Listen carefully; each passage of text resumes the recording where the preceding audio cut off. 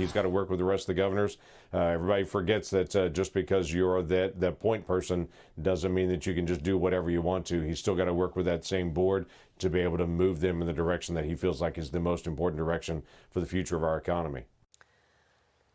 That's Oklahoma Republican Senator James Lankford on what lies ahead for the new chairman of the Fed, Kevin Warsh, as President Trump has been saying he wants to see the independent government agency act more aggressively in cutting interest rates. Warsh is facing some economic headwinds, however, as he begins his new term after wholesale inflation on an annualized basis spiked 6% last month due to the surge in energy prices because of the Iran conflict. It was the largest increase since December of 2022.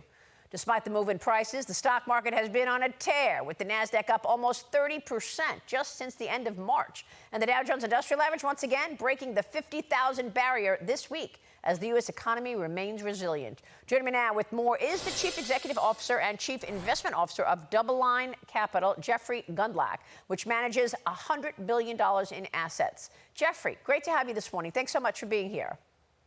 It's nice to be with you, Maria. I've wanted to do your show for a long time. I'm glad we made it happen. Oh, thank you so much. Let me get your take first on the macro story and the job that is ahead for Kevin Warsh. How would you assess things? He's really coming into the chairman of the Fed at a really rough time. I mean, things were looking pretty good about a year ago with inflation being somewhat stable. Remember, Jay Powell was constantly saying, we're in a really good place. And all of a sudden, things have gotten much worse on the inflation front, with commodity prices going very, very bullishly higher. And of course, the price of oil permeates just about everything in the economy. So the inflation rate is now above the Fed funds rate. And our inflation model at DoubleLine suggests that the next print on the headline CPI is going to start with a 4. So with the Fed funds rate at 3 5/8 on the middle of the range there, we have a negative interest rate right now. And this is the moment. It's not surprising, really, that the stock market has been so strong because we have negative interest rates versus inflation. And in the first part, when the Fed isn't doing anything about the inflation problem, the stock market goes on a tear. Because it's almost like the old phrase, Tina, remember that? There is no alternative? Yeah. Because bonds have negative returns. They have negative yields, really, versus the upcoming inflation rate. And Bitcoin and those types of speculative assets aren't doing anything anymore since we got these so-called prediction markets that have taken on the speculative fervor.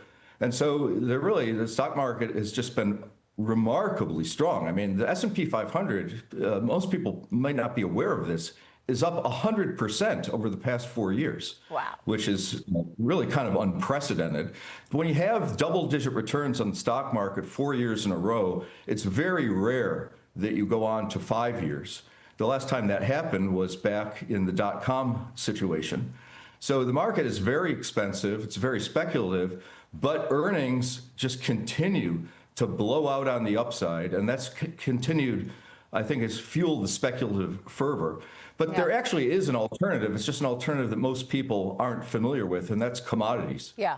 Commodities are up 28% on the Bloomberg Commodity Index year to date. So as strong as the stock market is, you're actually even slightly better off in commodities.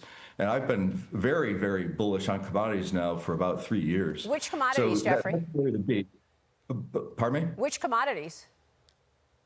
Just the basket. I've liked gold for a while, but I'm neutral on gold. It's just the Bloomberg Commodity Index, which, you know, with all the metals in there. Okay. You have oil, of course, in there. It's just a good place to be, and it's a little bit extended, but it seems very, very attractive. So stocks and commodities are really where all the action is right now. Bonds are negative year to date on an investment grade basis. And so also, I think allocations to other speculative areas like private credit, for example, are starting to look a little bit iffy. And I think some investors are pulling back from that category. And that just, you know, there's just a lot of money out there. We have negative real interest rates, and that leads to speculative activity in the stock market. And that hasn't changed for sure. Well, you're worried about private credit, right? Well, I sure am. I think that private credit was fine when it was in the endowment market and in the pension fund market. But unfortunately, the institutions got full on their allocations. They basically are pretty close to being maxed out. And there's something about the private credit market that it seems that always needs new investors. Maybe it's just greed on the part of the sponsors. They just always want more and more assets under management, but they moved into the retail market. In the retail market, they had to allow for some amount of liquidity, which is just not possible in the private credit market. Private credit is a long-dated asset, and it is not liquid. You cannot turn illiquid assets into liquid assets. Jeffrey, let me interrupt for a second. I totally agree. I understand what you're saying, but real quick on Kevin Warsh, the president wants him to cut rates. Can he cut rates right now? Would you ever see Kevin Warsh raising rates? I think that based upon the term structure of the Treasury market, the odds-on bet is that the next move by the Fed will be a hike. I know that that was not the way we entered the year on the consensus thinking. People were looking for 2 rate cuts this year, but the inflation market has simply not cooperated.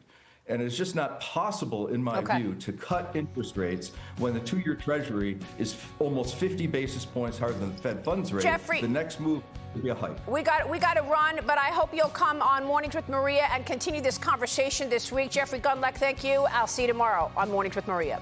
Be sure to like and subscribe for all the Fox News latest on YouTube and catch full shows streaming now on Fox One.